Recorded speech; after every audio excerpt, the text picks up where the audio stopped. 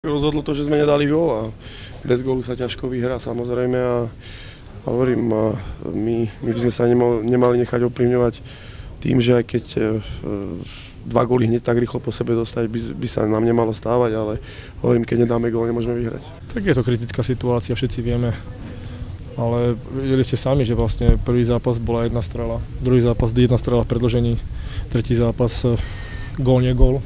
V uvozovkách samozrejme a rozhodujú strašne malé veci, takže ako sme si my dali 2 góly v Liberci, 2 vlastné góly, vrátane toho rozhodujúceho, tak sa to môže teraz obrátiť na našu stranu, ale obráti sa to len vtedy, keď pôjdete tomu naproti. Našťastie a na náhody ja neverím, všetko v živote si treba zaslúžiť, takže toto je jediná cesta, ako to zdramatizovať a veriť tomu.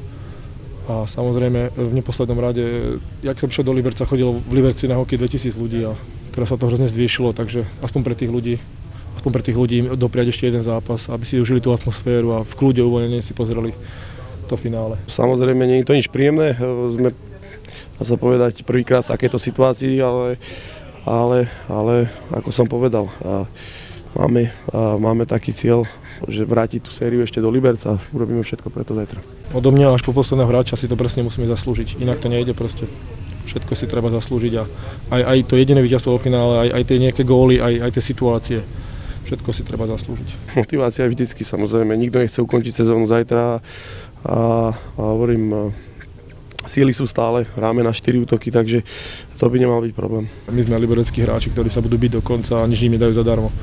S týmto by som chcel ukončiť vlastne toto, žiadne také, že im rozhodca pomohol alebo niečo také. To v žiadnom prípade plakanie teraz nie je na mieste.